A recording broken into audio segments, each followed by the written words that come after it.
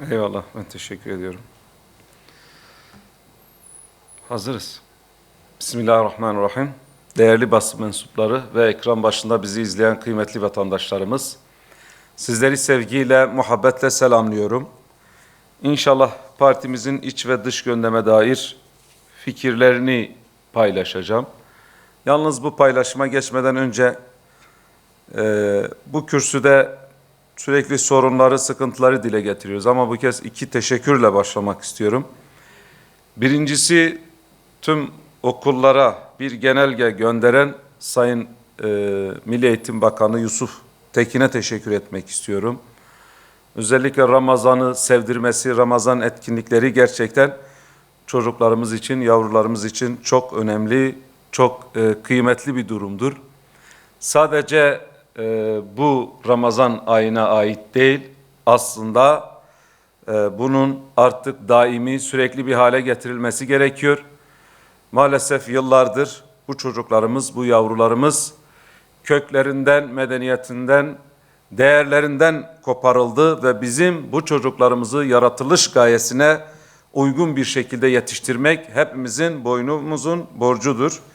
Diğer bir konu, çocuklarımızın ve hepimizin ağzına Allah lafzını söyleten, ilahileriyle gönüllerimizi coşturan sanatçı Celal Karatüre'ye teşekkür etmek istiyorum. Dillerimizden Allah eksik edilmesin, gönüllerimizden merhamet eksilmesin diyorum. İç gündeme dair paylaşacağım konu gerçekten gençliğimizin hayatını karartan, geleceğimizi karartan bir durum olan, özellikle son günlerde konuşulan uyuşturucu testleri için standart oluşturulmalı. Uyuşturucuyla mücadele yalnızca güvenlik ya da sağlık kurumlarının sorumluluğu değildir. Çalışma hayatını, aile yapısını ve gençliğin korunmasını doğrudan ilgilendiren çok boyutlu bir toplumsal sorundur. Özellikle işe alımlarda uyuşturucu madde testi uygulanıp uygulanmaması konusu kamuoyunda tartışılmaktadır. Bu uygulamanın mevzuata dayanıp dayanmadığı ve devlet denetiminde yürütülüp yürütülmemesi gündeme gelmektedir. Mevcut durumda uygulama sınırlı alanlarda ve standart bir denetim mekanizması olmaksızın sürdürülmektedir. Çalışma hayatında madde kullanımı yalnızca bireysel bir tercih olarak görülemez. Dikkat ve refleks gerektiren işlerde bu durum iş kazalarına, üretim kayıplarına ve üçüncü kişilerin hayatını riske atan sonuçlara yol açabilmektedir.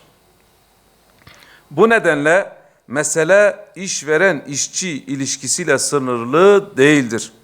İş güvenliği ve kamu emniyeti açısından da değerlendirilmelidir. Ancak test uygulamasının keyfi ve ticari bir zeminde yürütülmesi hem eşitsizlik hem de güven sorununu doğurmaktadır. Ayrıca mücadele yalnızca testle sınırlı kalmamalı. Bağımlı bireyleri sistem dışına iten değil, tedavi ve rehabilitasyona yönlendiren bir anlayış benimsenmelidir. Bununla birlikte uyuşturucuya erişim kanalları engellenmeli ve dağıtım ağlarına karşı mücadele kararlılıkla sürdürülmelidir. Bu çerçevede olması gereken işe alımlarda uyuşturucu testinin açık bir mevzuat dayanağına kavuşturulması ve devlet denetiminde standartları belirlenmiş bir sistemle uygulanmasıdır. Yapılan bu testler ücretsiz olmalıdır. Test sonucu bağımlılık tespit edilen kişilerin tedavi ve rehabilitasyon süreçlerine erişimi güvence altına alınmalıdır. Uyuşturucuyla mücadele önleyici ve iyileştirici boyutlarıyla birlikte içeren bütüncül bir devlet politikasına getirilmelidir.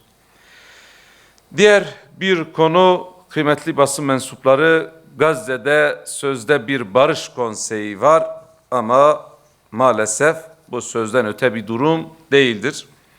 Gazze Barış Konseyi toplantısı vesilesiyle kamuoyuna bir kez daha hatırlatmak isteriz ki, varıldığı ifade edilen anlaşmalara rağmen Gazze'ye insani yardım girişleri hala son derece sınırlıdır.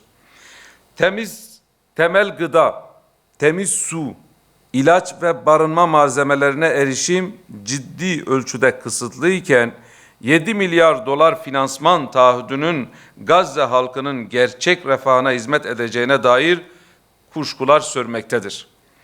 Öte yandan bölgeye asker göndereceği açıklayan çoğunluğu Müslüman ülkelerin direniş güçlerinin silahsızlandırılmasına hizmet eden dar güvenlik projelerinin parçası olmak yerine sivillere yönelik ihlallerin durdurulmasında fiili ve caydırıcı bir rol üstlenmeleri gerektiğine inanıyoruz. Gazze halkının ve doğal kaynaklarının ekonomik ya da siyasi projeler uğruna sömürülmesine izin verilmemelidir. Gazze'yi bir yatırım veya turizm sahasına dönüştürmeye yönelik dış merkezli tasavvurlar yerine bölgenin yönetimi ve güvenlik yapıları Filistinlilerin iradesi ve katılımıyla şekillenmelidir. Yeniden imar sürecinde tüm kısıtlamalar kaldırılmalı, malzeme, ekipman, finansmana engelsiz erişim sağlanmalıdır. Uluslararası kamuoyunu Gazze'yi gündemden düşürmemeye, mülkiyet haklarının korunması ve Filistin halkının kendi geleceğini tayin etme hakkının güvence altına alınması için sorumluluk almaya davet ediyoruz. Gazze'nin geleceği Gazze halkına ait olmalıdır diyoruz.